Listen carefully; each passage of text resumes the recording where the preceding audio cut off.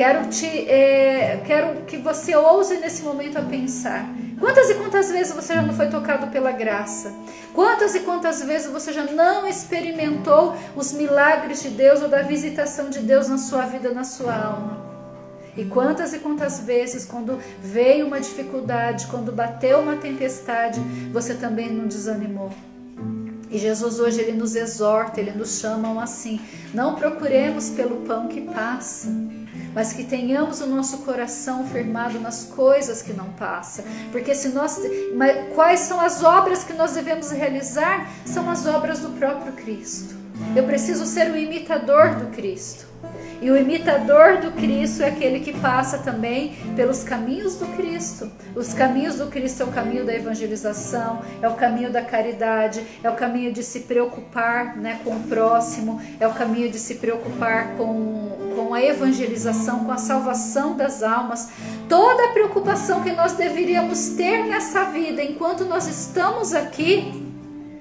Se nós acreditamos verdadeiramente em Deus, se nós amamos verdadeiramente a Deus, nós precisamos ter a fé de que a felicidade, ela nos é garantida pelo sacrifício do Cordeiro e se chama céu, se chama pátria celeste. O nosso tempo aqui deve ser gasto pela salvação das almas. Seja você fazendo a sua vida ordinária, cuidando das suas necessidades ali primárias, que é a educação dos seus filhos, que é o sustento da sua família, que é uma intercessão, as práticas de piedade, onde você sempre está intercedendo e pedindo pelas pessoas, né? Sem caridade nós não atingiremos essa intimidade, essa união com o Senhor. Então eu preciso, ou de repente você que Deus chamou, que Deus colocou um cajado na mão e chamou a ser missionário, a ser alguém que toca na missa, a ser alguém que fala de Jesus, a ser alguém que catequiza. Nós precisamos estar na imitação completa do Cristo, aquele Cristo que, cansado de realizar tantas coisas, realizar tantas e tantas coisas, era o Cristo que ainda foi à noite orar. Foi à noite orar para se colocar na presença de Deus. Por quê? Porque sabia que a multidão e as pessoas, elas já estavam assim, né? Poxa vida, ó o atento que está a multidão, né?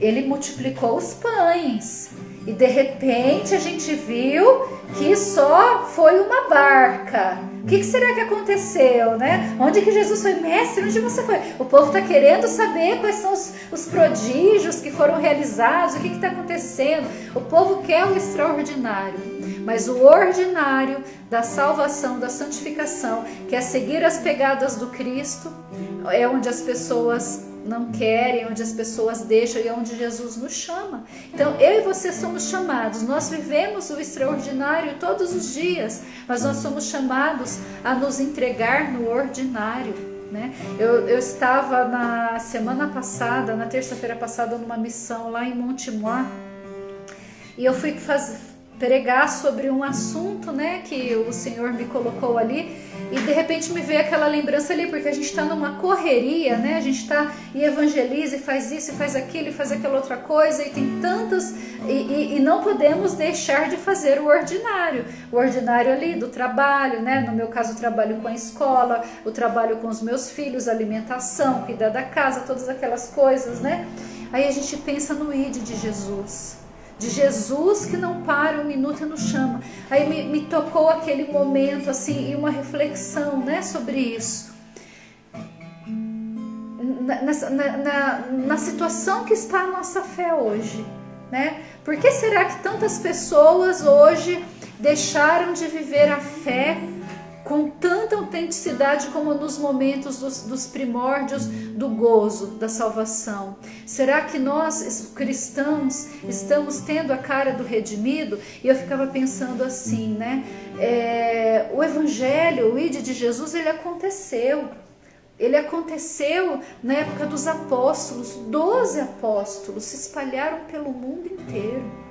12 apóstolos tocados pelo Espírito Santo foram para o mundo inteiro, né? A gente vê São Tomé perdido lá nas Índias, a gente vê São João andando por toda a região ali da Capadócia, a gente vê São Tiago que foi até a Espanha, Maria Madalena toda a Europa. Os apóstolos se espalharam. A gente vê a época dos navegantes, né? Onde os jesuítas iam nas terras dos índios, né? dos selvagens, e anunciavam o amor de Jesus, e o amor de Jesus tocava o coração e se convertia, e de repente a gente descobriu um ocidente totalmente cristão, um oriente totalmente cristão, e hoje a gente se depara com essa realidade de que enfim a profecia chegou até nós e que nós somos um pequeno rebanho. Aí eu falo, que geração é essa que somos nós que permitimos que isso acontecesse, né? Então, gente, São Francisco Xavier, ele morreu numa praia de exaustão. Ele morreu numa praia de exaustão, anunciando o evangelho por todas as Índias, dando tudo que ele podia para anunciar o nome de Jesus. Quando eu paro para pensar nisso, eu falo, meu Deus do céu, o que eu estou fazendo para que o Senhor ele seja amado e conhecido? O que eu estou fazendo para aquelas pessoas que são próximas a mim, que não amam a Deus, que não servem a Deus, que não glorificam a Deus, possam conhecer o amor, porque o Deus ele só precisa se manifestar. Quando a epifania de Deus acontece, Deus ele é irresistível.